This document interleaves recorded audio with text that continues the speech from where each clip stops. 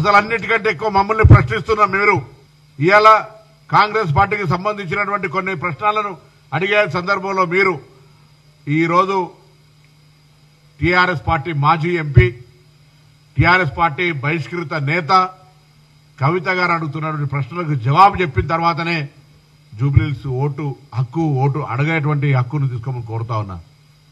మీ party నాయకురాలు చెప్తుంది మీ party మొత్తంగా అవినీతి మయమైపోయిందని చెప్తా ఉన్నటువంటి పరిస్థితి. జవాబు చెప్పే ప్రయత్నం చేయండి. సంబంధం లేని అంశాలను తీసుకొచ్చి బై ఎలక్షన్ లో 10 సంవత్సరాల మీ అధికార పార్టీ 2 సంవత్సరాల మా అధికార పార్టీ ఏం చేసిందో చర్చకు అవకాశం లేకుండా డైవర్షన్ పాలిటిక్స్ చేస్తూ ఈరోజు ప్రజలను మభ్యపెట్టే ప్రయత్నం చేస్తున్నారు. కానీ ప్రజలు చైతన్యవంతులు. జూబ్లీహిల్స్ ప్రజలు కంటోన్మెంట్ ప్రజలను ఉదాహరణ తీసుకొని అక్కడ కాంగ్రెస్ ను గెలిపించబోతున్నారనే మాట కూడా ఈ సందర్భంగా మనం చేస్తా ఉన్నాం. ప్రజలకు విశ్వాసం కలిగిస్తా ఉన్నాం. 3 మంత్రులు 3 నెలలుగా ఆ నియోజకవర్గంలో ఉన్న అనేక సమస్యలు పరిష్కరించడం, భవిష్యత్తులో కూడా విశ్వాసం ఇస్తా ఉన్నాం. అక్కడ ప్రతి గల్లీ అక్కడ సమస్యలు పూర్తిగా నిర్మూలించే బాధ్యత మాది, ప్రభుత్వం మొత్తం కేబినెట్ది. ఆ యువకుడు శాసనసభ్యుడు గెలిపిండి ఆయన వెంట ఉండి అన్ని రకాల సమస్యలు పరిష్కరిస్తామనేటువంటి మాట కూడా ఈ సందర్భంగా మనం చేస్తా ఉన్నాం. ఒక బలహీన వర్గాల అభ్యర్థికి ఇస్తే ఒకవైపు అందరూ కూడా సానుకూలంగా స్పందించి ఎస్సీ ఎస్టీ బీసీ మైనారిటీలంతా కూడా అక్కడ ప్రజలందరూ కూడా ఆయన పట్ల ఆశీర్వదిస్తుంటే క్యాండిడేట్ క్యారెక్టర్ ను అసోసియేషన్ చేసే ప్రయత్నం జరుగుతూ ఉంది. సో ఇవన్నీ దృష్టిలో పెట్టుకొని నేను మరొక్కసారి ప్రజలను కోరుతా ఉన్నాం. అసలు వాస్తవంగా వీళ్ళు బాకీ కార్డు తీసుకొస్తారు. నేను అడుగుతా ఉన్నా, ప్రతి పుట్టే బిడ్డకు 2 లక్షల రూపాయల అప్పు కార్డు మేము మీకు ఇవ్వాలి. మీ ఇంటికి వస్తే మా ఇంటి 5 సభ్యులు 5 10 లక్షలు మాకు ఇచ్చినాక ఉంటాడు అని చెప్పేటువంటి పరిస్థితుల్లో మేము ఇవాళ వాళ్ళ ఎజెండా మార్చి డైవర్షన్ పాలిటిక్స్ లో ఎక్కడికో తీసుకుపోయే ప్రయత్నం జరుగుతున్నారు. మేము ఓన్లీ జూబ్లీహిల్స్ ఉప ఎన్నిక, జూబ్లీహిల్స్ ఎన్నిక అభివృద్ధి, జూబ్లీహిల్స్ ఎన్నికల ప్రజల సంక్షేమం సంబంధించిన ఆలోచన మాట్లాడుతూ ఉన్నాం. 10 సంవత్సరాల నిర్లక్ష్యమైన ఈ కాన్స్టిట్యూన్సీని ఏ విధంగా తీసుకుపోవాలా, 10 ఏళ్లలో మీరు చేయలేంది 2 నెలల్లో ఏ విధంగా చేస్తా ఉన్నాం మేము చూపెట్టే ప్రయత్నం చేస్తా ఉన్నాం. ఇది ప్రజలు ఆలోచన చేస్తా ఉన్నాం.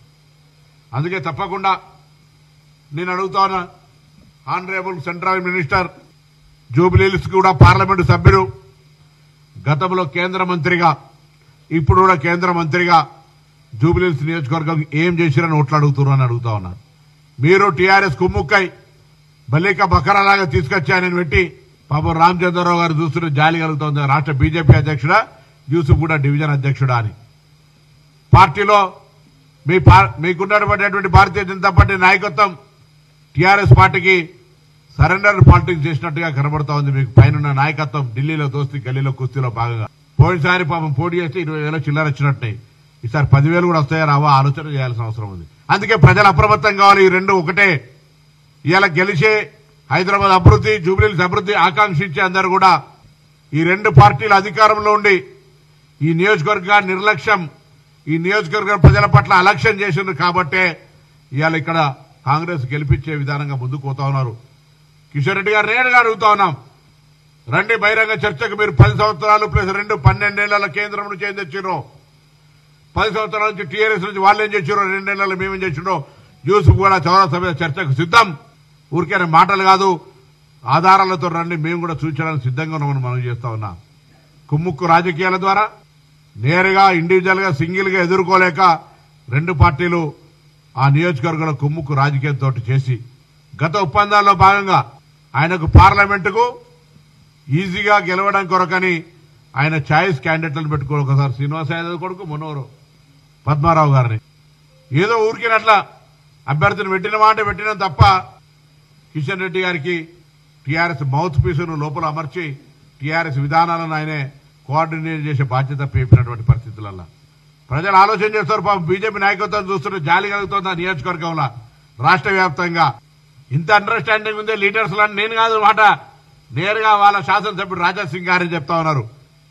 సో ఇవన్నిటి పరిస్థితులలో ఉన్నటువంటి తాత్కాలిక ఇప్పుడు ఏ ఎలక్షన్ సర్కమ్స్టాన్సెస్ ఉందో ఆ పరిస్థితులలో కాంగ్రెస్ పార్టీ వైపు ప్రజలు చూస్తా ఉన్నారు, అభివృద్ధి ఆకాంక్షిస్తూ ఉన్నారు. నిన్న గౌరవ ముఖ్యమంత్రి గారు కూడా అక్కడికి వచ్చి సినీ కార్మికులకు సంబంధించి అనేక నిర్ణయాలు తీసుకున్నారు. వారికి మరి సినీ ఇండస్ట్రీ తరఫున నేను హైదరాబాద్ ఇన్ఛార్జ్ మంత్రిగా వారికి ధన్యవాదాలు తెలియజేస్తా ఉన్నా.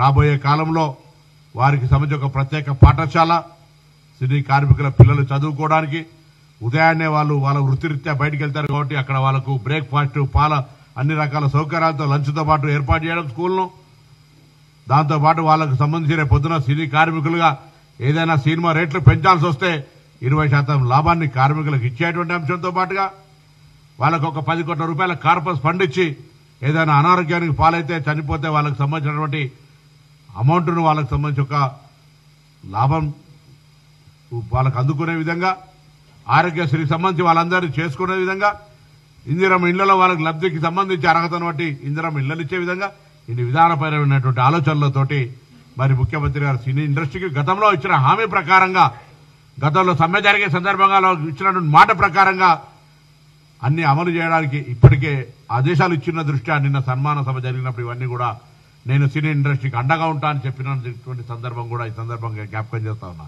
ఆటో రంగానికి సంబంధించి కూడా నేను మరొకసారి రవాణా శాఖ మంత్రిగా మీ పట్ల మాకున్నటువంటి చిత్తశుద్ధి, మీరు ఉపాధి అవకాశాలను మెరుగుపరచడానికి సంబంధించిన అంశం మా ప్రభుత్వం దగ్గర స్పష్టంగా ఉంది. రాజకీయాలు చేసే ప్రయత్నం చేస్తారు. వీళ్ళు నేరుగా అక్కా చెల్లెలు, తెలంగాణ అక్కా చెల్లెలను అడుగుతా ఉన్నాం. మీరే ఆటో కార్మికుల కన్సర్న్ చూపెడుతున్నారు కదా, తెలంగాణలో ఉన్నటువంటి ఉచిత బస్సు ప్రయాణాన్ని ఎత్తేసేటువంటి ఆలోచన మీకు ఉన్నట్టే కదా. నా తెలంగాణ అక్కా చెల్లెలు, తెలంగాణలో ఉన్నటువంటి బస్సు ప్రయాణం మహిళలకు ఉచితంగా అందడాన్ని టీఆర్ఎస్ వ్యతిరేకిస్తున్న మాటను గమనించమని కూడా ఈ సందర్భంగా నేను కోరుతా ఉన్నా. విచ్చలవిడిగా కామెంట్స్, రాజకీయ జోక్యాలు, రాజకీయ విమర్శలు, మహిళలు బస్సులో ఉచితంగా ప్రయాణిస్తే టీఆర్ఎస్ పార్టీ జీర్ణించుకోలేనటువంటి అంశం మీద ఉన్నది. అలా మహిళల పట్ల ఇన్ని రకాలుగా మాట్లాడుతుంటే మహిళా నాయకురాలని చెప్పుకున్న కవిత గారు మహిళల ఉచిత బస్సుకు సంబంధించిన విషయం లోపల ఎందుకు టీఆర్ఎస్ పార్టీ విధానాన్ని ఖండిస్తలేదని కూడా అడుగుతా ఉన్నాం. ఇలా అందుకే మరొక్కసారి సందర్భంలో తెలంగాణ కాంగ్రెస్ ప్రజాపాలన ప్రభుత్వం పక్షాన, తెలంగాణ కాంగ్రెస్ పార్టీ పక్షాన 11వ నాడు జరగనున్నటువంటి ఉప ఎన్నికల్లో ఉన్నత విద్యావంతుడు, సౌమ్యుడు, కాంగ్రెస్ పార్టీ బలపరిచిన అభ్యర్థి, నియోజకవర్గం పట్ల అవగాహన కలిగి నియోజకవర్గాన్ని అభివృద్ధి చేయగలిగేటువంటి నవీన్ యాదవ్ గారిని చేతి గుర్తు మీద ఓటేసి గెలిపియండి. ప్రతిపక్షాలు డైవర్షన్ పాలిటిక్స్ చేస్తూ అనేకమైనటువంటి బయటి అంశాలను చేస్తా ఉన్నారు. జూబ్లీహిల్స్ నియోజకవర్గ చర్చకు చేయడానికి ముందుకు రావడం లేదు. ఈ 2 సంవత్సరాల జూబ్లీహిల్స్ నియోజకవర్గ అభివృద్ధితో పాటుగా పేదలకు అందేటువంటి ₹2 సన్న బియ్యం కావచ్చు, కొత్త రేషన్ కార్డులు కావచ్చు, 200 యూనిట్ల ఉచిత విద్యుత్ కావచ్చు, మహిళలకు సంబంధించినటువంటి ఉచిత ప్రయాణం కావచ్చు, గ్రామీణ ప్రాంతాల్లో ఇందిరమ్మ ఇళ్లు కావచ్చు, అన్ని కార్యక్రమాలు చేస్తా ఉన్నాం. కాంగ్రెస్ పార్టీని ఏ కంటోన్మెంట్లో బై ఎలక్షన్ ఆచరించారో ఈ ప్రభుత్వాన్ని ప్రోత్సహించే విధంగా ఈ సీటు ప్రభుత్వాన్ని పడగొట్టేటువంటిదో, లేకపోతే ప్రతిపక్షంగా కనీసం బాధ్యత నిర్వహించకుండా ఫామ్ హౌస్ కి పరిమితమైన వాళ్ళకు ఇచ్చేటువంటిది ఏం చర్య అదేం కాదు. ఇది ప్రభుత్వం మరింతగా ప్రజలకు బాధ్యతగా కార్యక్రమాలు నిర్వహించడానికి ఒక ప్రోత్సాహకరమైనటువంటి అంశం. ఇంకా 3 సంవత్సరాలు దాని తదుపరి కూడా అనే అంశాన్ని ఆలోచన పెట్టుకుని కాంగ్రెస్ పార్టీని గెలిపేమని కోరుతా ఉన్నాను.